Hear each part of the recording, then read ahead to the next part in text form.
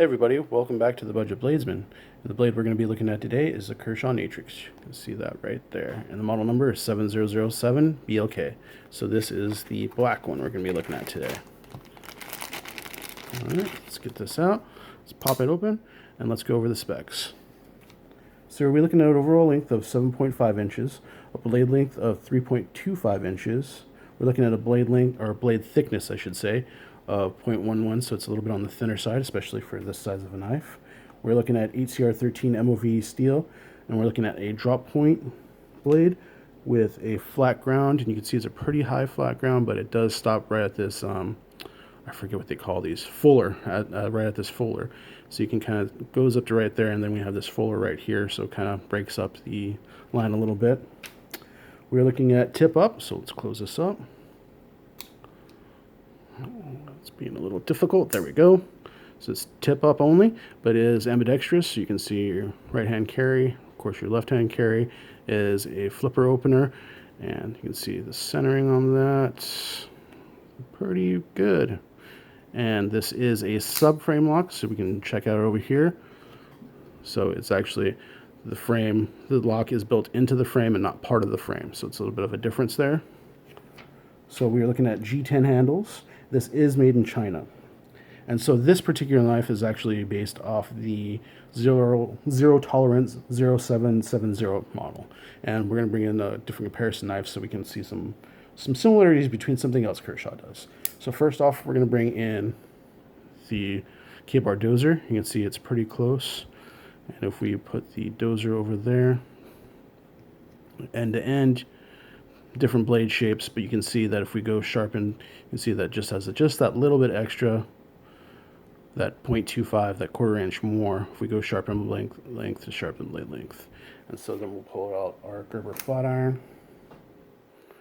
You can see that the overall profile of the flat iron is a little bit bigger. You can get that up there, go end to end, just a little bit bigger. We go blade length to blade length.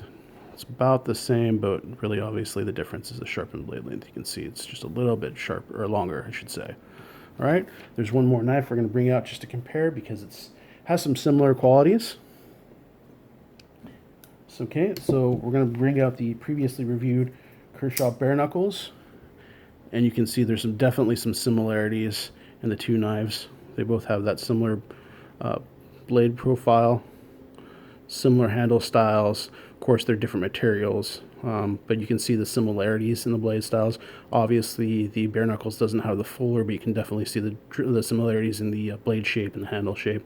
And that's because as this is based off the zero tolerance 0770, this is the Barenuckles is based off the zero tolerance, I think it was 0777.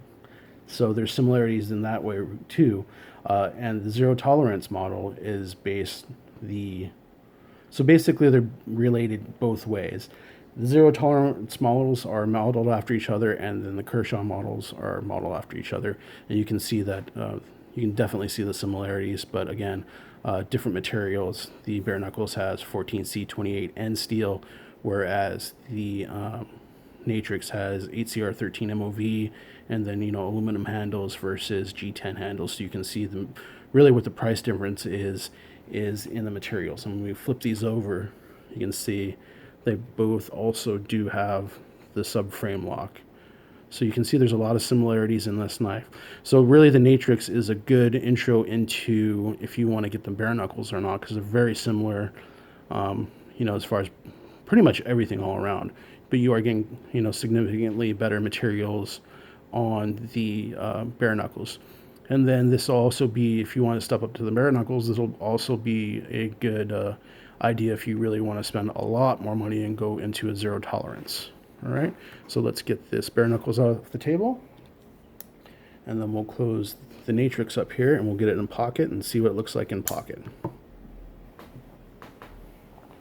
right, so there are our shorts / khakis, and it is a deep ride, so you can see how it sits in here. You can see it sits pretty well in there. That's pretty deep. You're not really going to see that at all. All you see is just the pocket clip. You don't see any of the knife sticking out. It is a little bit of a wide knife, but not terribly wide, so you can get plenty of handle in there. You get whatever you need to get in there.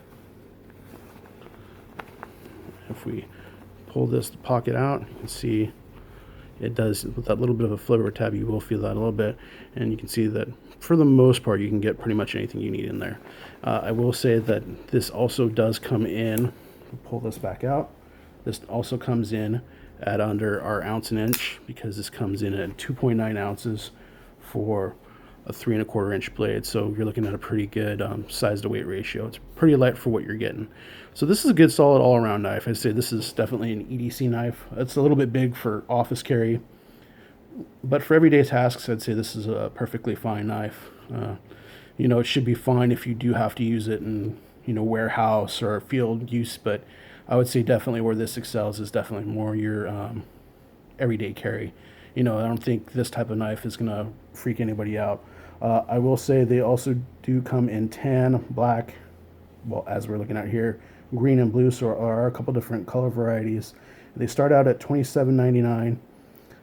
There also is a copper version, which is completely copper scales, and the blade is then made out of D2. You're going to be looking at, so generally this version, just your basic version, starts at $27.99. For the copper, you're going to be paying about $25 more, $25 to $30 more at least. In some instances, even more than that. They also do have an extra large version, and the extra large version has a 3.75 inch blade, and I think you're paying about, I want to say $10 or more, about $10 more. So you're looking about $37 to $40 for the extra large version if you want to go with a little bit bigger knife. All right, so this is, like I said, an all-around good EDC knife, and it's something definitely worth checking out. All right, catch you guys next time. Bye.